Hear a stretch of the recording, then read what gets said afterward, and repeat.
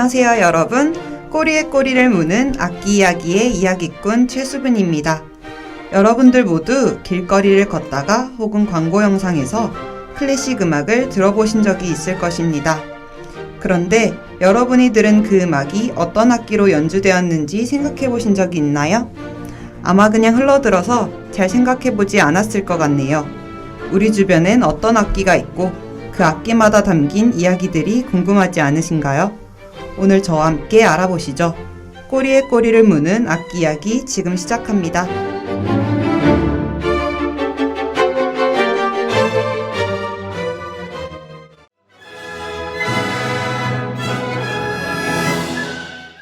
오늘은 저희 새로운 이야기 친구와 함께 인사드리며 시작하겠습니다. 안녕하세요. 안녕하세요. 수빈 이야기꾼의 이야기 친구 김시은입니다. 시은, 오늘이 무슨 날인 줄 알아? 오늘이 무슨 날이야? 바로 2023년 대학 수학 능력 시험이 있는 날이야. 수능은 매년 셋째 주 목요일로 고정되어 있다고 하지? 아, 맞아. 오늘 많은 분이 긴장하고 기대하고 계실 수능 날이지. 내년에 우리 대학교에 입학하게 될 새내기들이 시험을 친다고 생각하니까 조금 떨리고 긴장되네요. 수험생 여러분들 화이팅입니다. 선배님의 진심을 담은 응원의 말이 신입생이들 친구들에게 잘 전달되었으면 좋겠네요. 수험생 여러분, 긴장하지 마시고 끝까지 시험 잘 치르셨으면 좋겠습니다. 오늘은 꼭꼭 10화인데요. 10화의 기운을 담아 만점까지 노려봅시다. 자, 그럼 우리도 시작해볼까요? 오늘 알아볼 악기는 과연 뭘까? 악기 공개 전 10초 퀴즈 시작할게. 잘 듣고 어떤 악기인지 맞춰봐.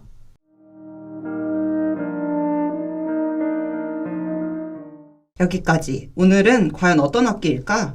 금관 악기는 확실한 것 같은데 트럼펫? 근데 부드러운 소리가 나네? 잘 모르겠다. 오늘은 어떤 악기야? 오늘 소개해줄 악기는 금관 악기 맞아. 악기 이름은 호른. 내가 말한 대로 호른은 다른 금관 악기에 비해 음색이 부드러운 편이야. 맞구나. 뭔가 내가 알던 트럼펫 소리가 아니었어. 헷갈리네. 우선 트럼펫과 호른이 속한 금관 악기에 대해 짧게 말해줄게. 금속을 재료로 하여 만든 악기로 속이 비어있는 커다란 관을 구부려서 접어놓아 연주하기 편리하게 만들어졌어. 관의 한쪽 끝에는 벨이 있고 전체 관은 원만한 원추형으로 되어 있지. 지난주까지 이야기했던 목관 악기는 리드의 진동을 통하여 소리를 내는 방식이지만 금관 악기는 리드와 비슷한 진동을 내기 위해 입술을 사용해. 낮은 음을 내기 위해 입술을 이완시키며 연주하고 높은 음으로 갈수록 입술의 긴장도가 더해져. 특히 오늘 소개할 악기인 호른은 관악기군 전체를 통일된 음색으로 다듬어내. 그래서 보통 관현악곡을 연주할 때 호른 연주자 수는 목관악기 한 파트 연주자의 배수 정도로 많은 편이야. 혹시 홀은 어떻게 생겼는지 알아? 둥글고 관이 꼬여있는 모양이지? 맞아. 그 관의 길이는 어마어마하게 길어. 호른의 관을 다 펴면 거의 5m 정도 되는데 호른은 금관악기 중 중음역에 특화된 악기라고 할 수 있어. 와, 정말 길다. 그 긴 관 속에 호흡을 불어넣어 연주한다고 생각하니까 엄청 힘들겠다. 관의 길이도 길고 마우스피스도 아주 작기 때문에 모든 악기 중에서 연주하기 가장 까다로운 악기로 손꼽혀. 그렇구나. 쉽게 접해볼 수 없는 악기인 것 같아. 맞아. 근데 오늘을 계기로 다들 호른에 대해 조금 더 관심을 많이 가져보면 좋겠다. 노래 한 곡 듣고 호른의 역사에 대해 알려줄게.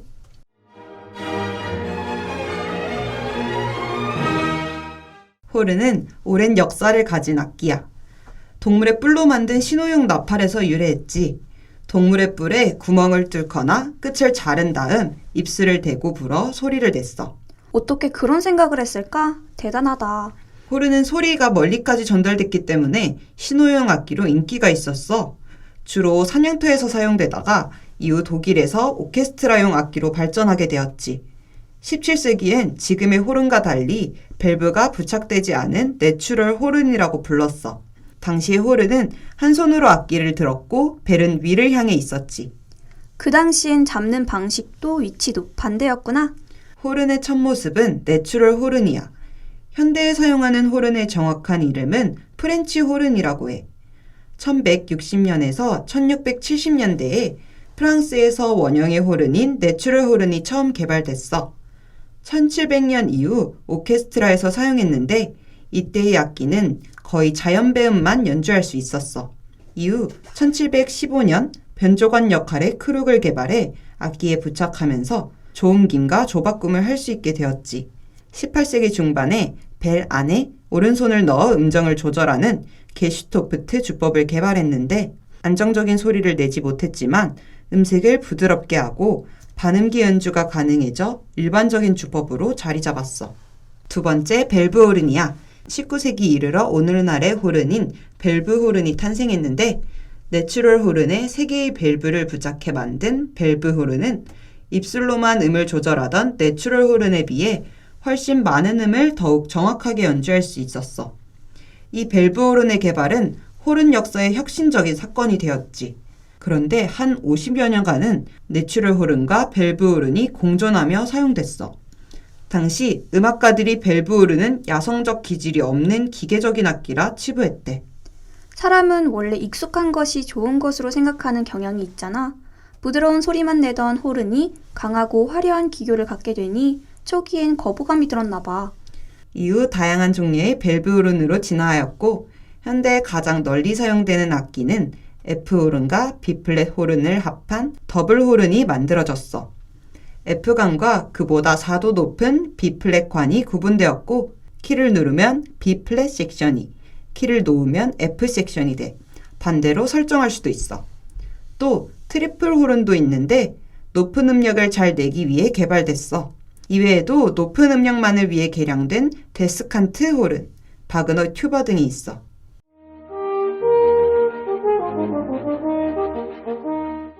노래 듣고 왔어? 어땠어? 호른 연주가 굉장히 매력적이야. 어떤 곡이야? 바로 모차르트가 만든 곡이야. 모차르트는 호른 협주곡 4곡을 남겼는데 그중 K495는 다른 작품에 비해 규모와 음악적 표현 면에서 훌륭한 면모를 드러내고 있어. 호른 협주곡 K495는 로이트 게프를 위한 발트 호른 협주곡의 부재와도 같이 호른 연주자인 로이트 게프를 위해 작곡되었어. 모차르트도 한 연주자를 위해 만든 곡이 있었다니. 새롭다.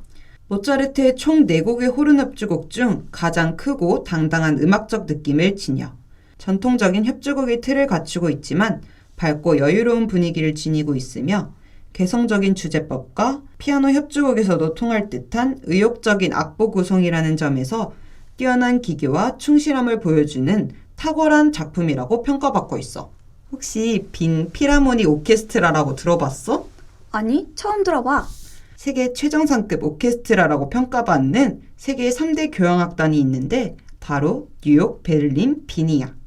빈 필하모닉 오케스트라는 오스트리아 수도인 빈을 거점으로 하는 오케스트라야. 신년음악회 하면 떠올릴 수 있는 대표적인 오케스트라이지. 이 오케스트라에서 사용하는 악기가 따로 있어. 크룩과 밸브가 모두 달린 내추럴 호른과 밸브 호른의 중간 단계인 빈 호른이야. 전통을 중시하는 관현악단이기 때문에 정통 스타일을 따르고 있어. 세계에서 유일하고 빈에서만 제작하고 볼 수 있어. 목가적 느낌이면서도 풍부한 사운드를 가진 악기래. 이렇게 오랜 시간의 노력 끝에 지금의 호른이 생길 수 있었구나. 나 궁금한 게 있어. 호른 연주자들이 벨 부분에 손을 집어넣고 연주하던데 그건 뭐 하는 거야? 주먹을 넣는 걸로 아는 사람이 많은데 손을 똑바로 펴서 넣는 거야. 밸브를 누르는 왼손만큼 오른손은 바빠. 바로 밸브 호른이 개발되기 전 널리 사용하던 게슈토프트라는 주법 때문인데 벨 안에 손을 집어넣어 구멍을 완전히 막으면 반음이 내려가고 반만 막으면 반음을 올리는 주법이야. 이렇게 음정을 조절하는 기능뿐 아니라 음색을 더 따뜻하고 부드럽게 하는 역할도 하지. 손을 사용했을 때 음정이 불안해지는 것을 보완하기 위해 게슈토프트 뮤트라는 야금기를 사용하기도 해. 오, 그렇구나. 기계 장치가 있으니까 좋을 것 같아. 호른은 악기 관리를 어떻게 하는 거야? 관리법은 노래 듣고 와서 알려줄게.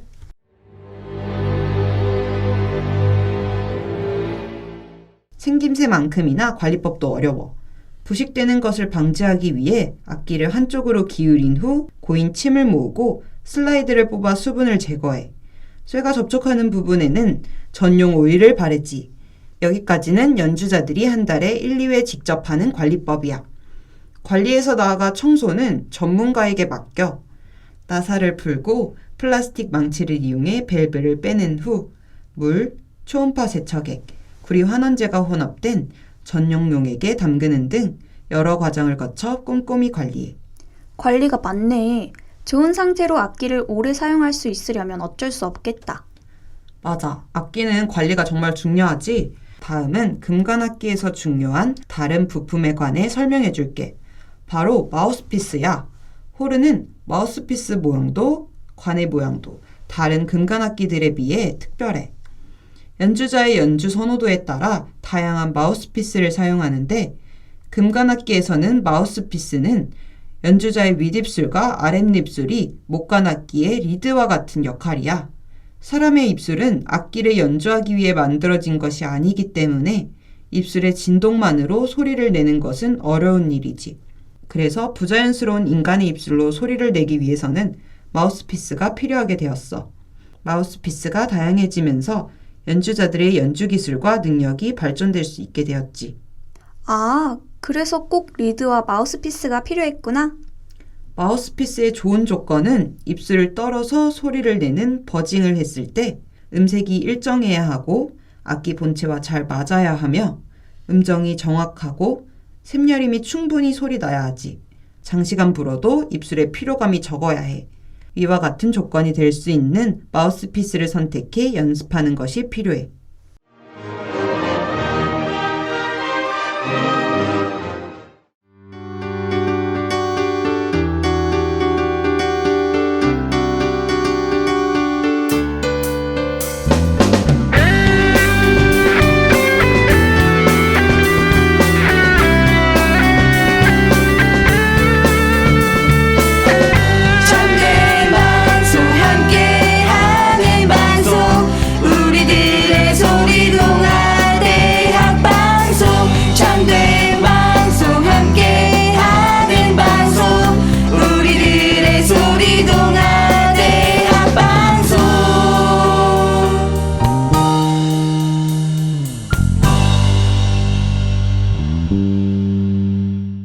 오늘은 호른에 관해 이야기 나눴는데 잘 이해됐어? 당연하지. 호른에 이런 이야기들이 담겨 있는지 알게 되어서 너무 좋았어.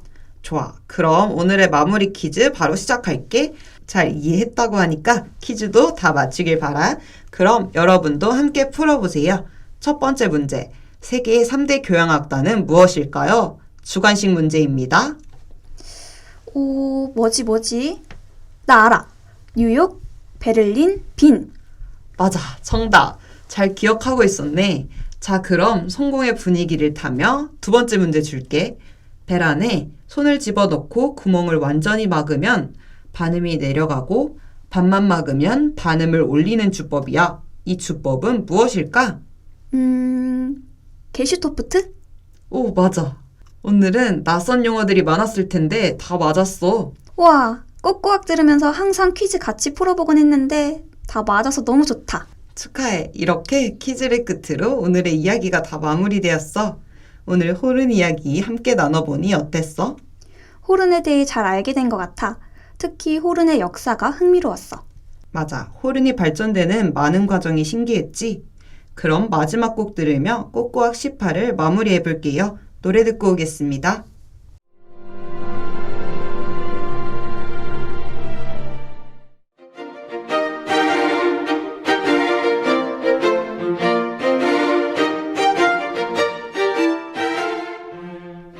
오늘 소개해드린 악기인 호른에 관해 관심이 생기셨나요? 저는 호른에 숨겨진 이야기도 물론이고 여러 곡들을 통해 아름다운 선율을 감상할 수 있어 너무 유익한 시간이었습니다. 악기는 알면 알수록 더 빠져드는 마성의 매력을 가지고 있는 것 같네요. 오늘의 라디오를 다시 듣고 싶으시다면 유튜브와 다우미디어 센터 홈페이지를 방문해주세요. 지금까지 제작과 송출에 황수빈 PD 수고 많으셨고요. 저는 꼬리에 꼬리를 무는 악기 이야기의 DJ 최수빈이었습니다. 다음 주에 만나요. 안녕!